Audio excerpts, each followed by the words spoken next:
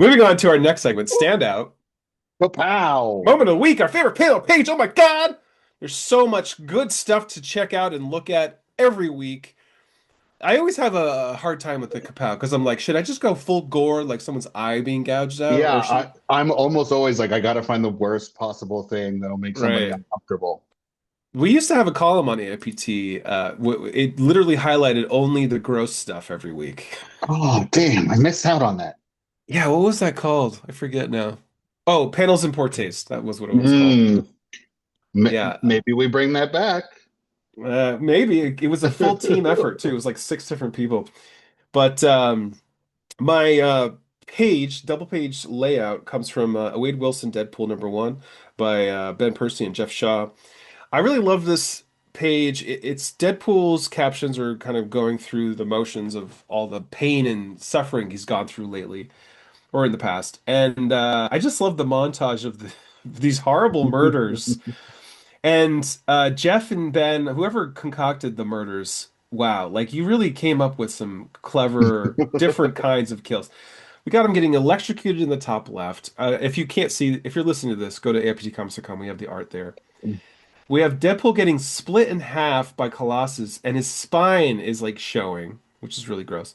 Another one where he's diving into a bunch of spikes. That's gotta hurt. Carnage splitting him in half. The always favorite watching one of those hydraulic presses crush things, but oh, it's his head this time. And then him with a thumbs up like Terminator going into a meat grinder, or not a meat grinder, it's a like a compactor for a dump.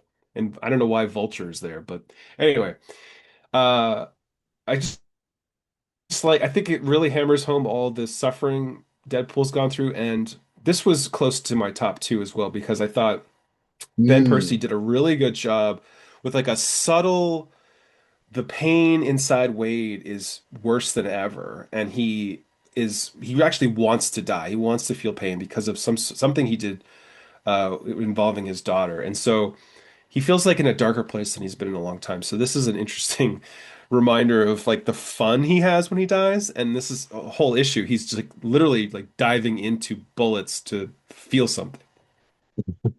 I will say the only thing that like I do love this page. I think it's great, but to me, the one where he's like diving into the spike, it looks like he's not being murdered so much as he's committing suicide. So The way he's diving, yeah. yeah, that's so graceful, so elegant.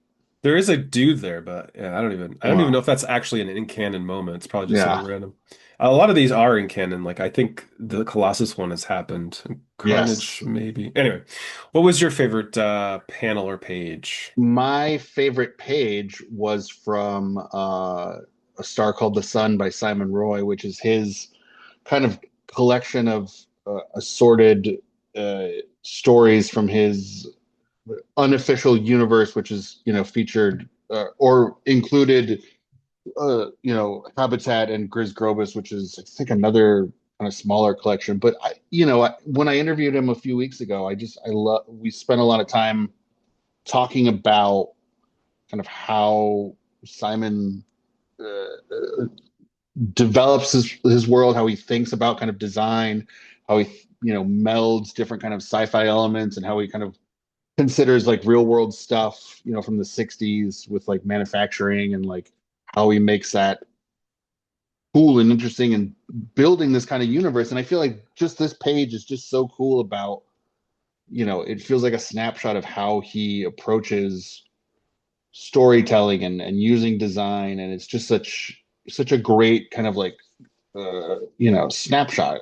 Again, you've got kind of the weirdish sci-fi. You've got kind of the people centric aspects of it, and how like a lot of these technology isn't just for the sake of let me make a cool robot. It's trying to have like people have tools to you know build on worlds and survive and Functioning.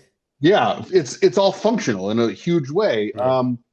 But contrasted, I think, with kind of that the top half of the page is, it feels like it could be like a propaganda ad from some weird, Or sci-fi like mining colony. Kryptonians. Yeah, yeah, absolutely. This saying kind of like, look at that. Look how beautiful and romantic space travel is compared to kind of the nitty gritty of it, which I think is a thing that he does really well. I think he inspires through his design work, and everything kind of feels really cool and interesting and novel. But it's all about kind of in service of exploring people and relationships and what it is to actually kind of like contribute to society, and how do societies get built and how do they kind of proliferate and all these things. And it just looks cool. And everything kind of about this book is really revealing about kind of how he works as an artist and how he kind of considers comics and design work and marrying that. And this page just feels like kind of the tip of the iceberg. And I would Yeah. recommend, yeah, even if you've never read Habitat or Gris Grobus or anything, like I think this book is like a super great introduction to what I think is maybe one of the coolest people kind of working in sci-fi comics right now, and someone who does continually interesting things. High praise. Yes, the highest. The haters will say he paid you to say that. Mm.